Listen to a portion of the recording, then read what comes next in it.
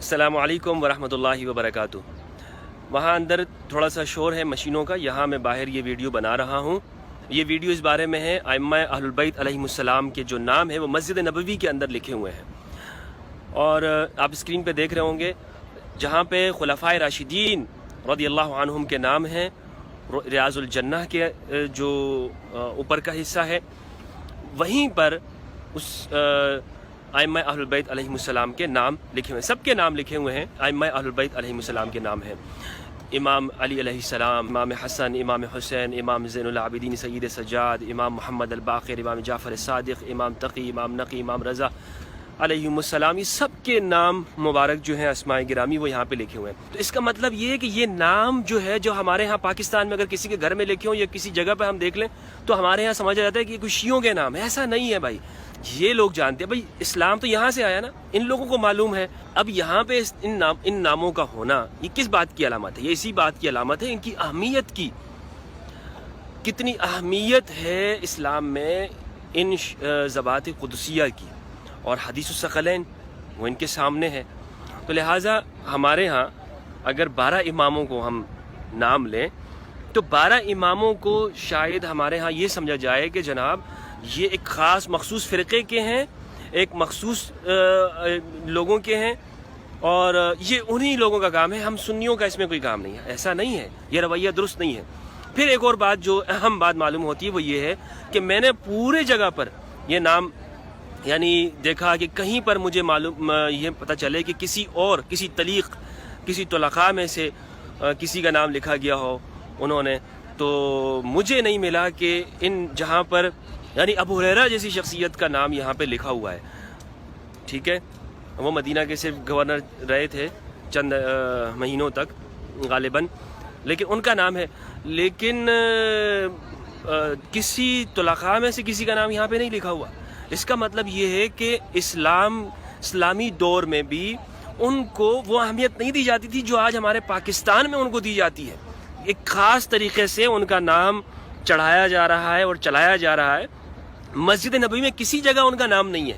اور دوستو میں یہ آپ کو بتاؤں کہ کہتے ہیں نا کہ اس میں تو کتاب اللہ سے استمساک کہا گیا، بہت سارے علماء اس بات کو مانتے ہیں کہ جی اہل البیت کی عزت اور توقیر ہونی چاہیے، لیکن ان کو واجب الاتباع نہیں مانتے۔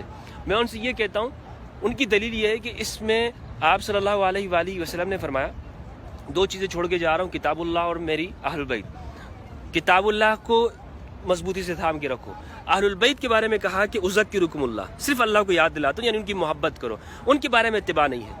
یہ انتہائی تحریف ہے اس معنی کے اندر۔ اس کی وجہ یہ ہے، اور عربیت کو نہ سمجھنا ہے، اس کی وجہ یہ ہے کہ جب 2 چیزوں کا بیان ایک ساتھ ہو جائے پیچھے، تو اب آگے جو ضمیر اس کی طرف لوٹائی جاتی ہے وہ ضمیر واحد کی ہوتی ہے، تثنیہ کبھی تثنیہ کی بھی ہو جاتی ہے، کبھی واحد کی ہو جاتی ہے۔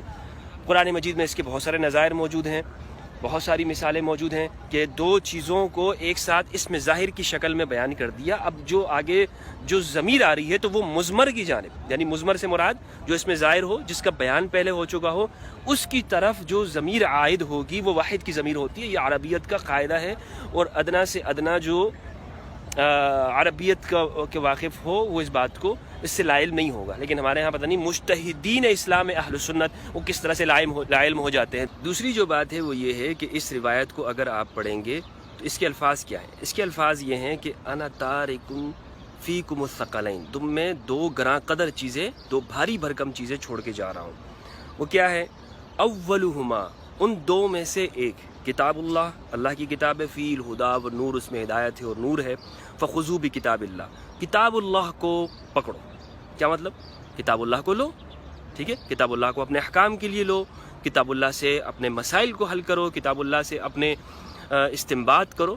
اور یہ تو اہل البیت علیہم السلام بھی کتاب، یہ سب کے لیے حکم ہے، یعنی اہل البیت علیہم السلام، خود امام علی علیہ السلام کا اصول یہ ہے کہ کسی مسئلے میں وہ سب سے پہلے کتاب اللہ کو دیکھتے ہیں، تو سب کے لیے عام ہے کہ وہ کتاب اللہ سے مسئلہ کو لیں گے۔ آگے جو اقتداء کرنی ہے، جو پیروی کرنی ہے کسی مسئلے کے اندر، وہ کن کی کرنی ہے؟ وہ ان کی کرنی ہے جن کو حدیث میں الثقلین کہا ہے۔ آگے پھر آپ صلی اللہ علیہ وآلہ وسلم نے فرمایا اذکرکم اللہ فی اہل بیتی، اذکرکم اللہ فی اہل بیتی، اذکرکم، 3 مرتبہ ارشاد فرمایا۔ 3 مرتبہ ارشاد فرمانا تاکیدن ہے، تاکیدن یعنی بھولنا نہیں ہے، یہ حکم ہے۔ یہ اتنی تاکید ہے اس کے اندر. اور تذکیر کا حکم ہے. تذکیر بہت زیادہ ابلغ ہے عربی کے اندر. ابلغ سے مراد یہ ہے کہ اپنی بات پہنچانے کے اندر واضح، اس میں کسی طرح کا کوئی شک نہیں ہے، کوئی ابہام نہیں ہے، کسی طرح سے اس میں کوئی ایسا معنی نہیں ہے کہ جو کسی کی سمجھ میں نہیں آ رہا، بلکہ بہت تاکید ہے. تو اس تاکید کو کس طرح سے آپ صلی اللہ علیہ وآلہ وسلم نے بیان کیا، 3 مرتبہ آپ نے ارشاد فرمایا.